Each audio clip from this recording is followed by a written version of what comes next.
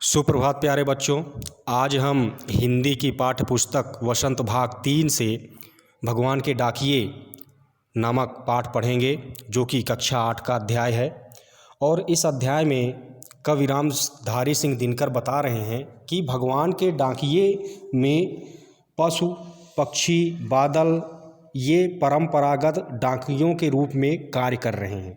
और इसमें कवि रामधारी सिंह दिनकर जी बता रहे हैं कि प्रकृति और उसमें उपस्थित वो समस्त जीव जो अपने निस्वार्थ भावना से उन क्रियाकलापों को भेजने के या संदेश भेजने का कार्य कर रहे हैं, जो मानव जाति में विश्व बंधुत्व को मजबूत बनाए रखे। और कविता में रामधारी सिंह दिनकर यह भी बता रहे हैं कि प्रकृति अपने खजाने को अपने पराये और बिना भेदभाव के अंतर किए हुए सबको लुटाना चाहती है, सबको देना चाहती है।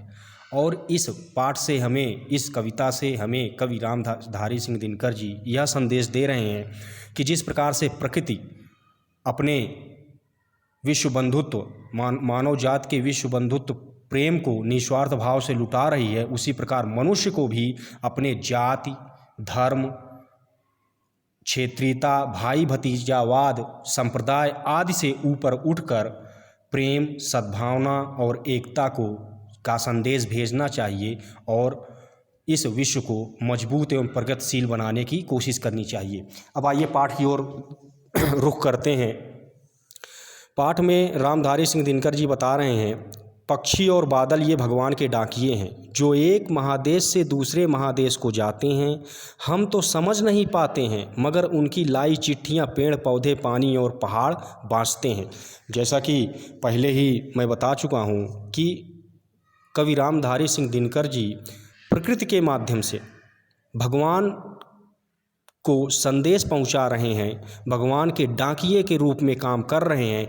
जैसे आज वर्तमान समय में हमारे पढ़े लिखे डाकिये होते हैं, घर घर में जाकर हमारे एक संदेश को दूसरे के पास पहुंचाते हैं, उसी प्रकार भगवान के डाकिये के रूप में यहाँ पक्षी और बादल भगवान को संदेश पहुंचा रहे हैं।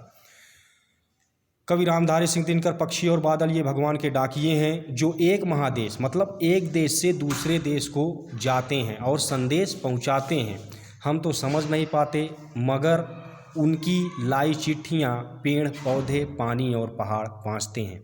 कवि रामधारी सिंह दिनकर कह रहे हैं कि हम वास्तव में नहीं समझ पाते, लेकिन प्रकृति द्वारा, पशु पक्षियों द्वारा लाए गए डाकिये का संदेश एक देश से दूसरे देश को पहुंचाने का संदेश पेड़ पौधे, पानी, पहाड़ बाँचते हैं। उनको पढ़ लेते हैं कि यह किस देश से संदेश आया है और किस देश के लिए संदेश पहुंचाया गया है।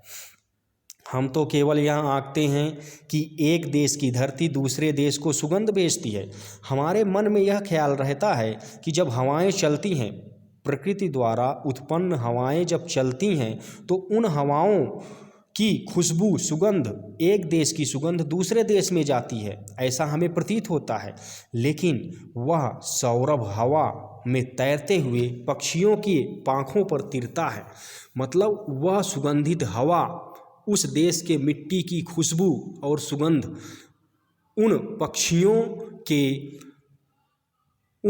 पक्षियों के प्रफुल्लित सुगंधित पंखों में तैरता हुआ, पंखों में लगा हुआ, उड़ता हुआ उस दूसरे देश में पहुंचता है, जहां भगवान उस संदेश को पहुंचाना चाहते हैं। और एक देश का भाप दूसरे देश में पानी बनकर गिरता है। अब यहाँ पर रामधारी सिंह दिनकर जी बता रहे हैं कि जब हवाएं एक देश से दूसरे देश में पक्षियों के पंखों के माध्यम से, सुगंधित पंखों के माध्यम से उड़कर जाती हैं, तो ऐसा प्रतीत होता है कि एक देश की भाप उस देश में का जलवायु दूसरे देश के जलवायु में पानी बनकर गिरता है। यहाँ पर बहुत ही आत्मीयता, प्रेम भाव, सद्भावना और विश्व बंधुत्व, एकता की बात यहाँ पर रामधारी सिंह दिनकर जी कह रहे हैं। इन सारी पंक्तियों का उद्देश्य यह है कि हम मनुष्य समाज अपने आप में भेदभाव ना करें, न किसी जाति धर्म संप्रदाय क्षेत्रीयता भाई भतीजावाद से ऊपर उठकर प्रेम सद्भावना और एकता विश्व बंधुत्व की बात यहाँ पर की जाए। फिर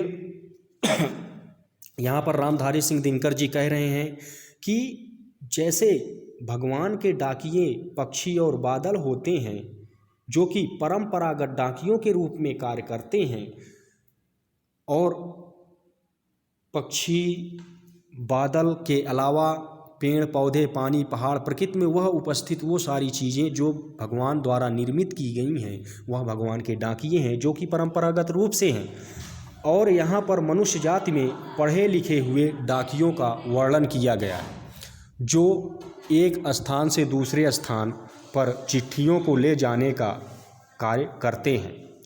अब यहाँ पर रामधारी सिंह दिनकर कह रहे हैं कि पेड़ पौधे पहाड़ पशु पक्षी यह अनपढ़ होते हैं, लेकिन अनपढ़ होते हुए भी शिक्षित डाकिये या मनुष्य से अच्छा कार्य करते हैं, क्योंकि वह एक देश की खुशबू दूसरे देश में ले जाते हैं, एक देश की जलवायु दूसरे देश में ले जाकर वहाँ पर अपने स्नेह सद्भावना बंधुत्व का पानी बरसाते हैं।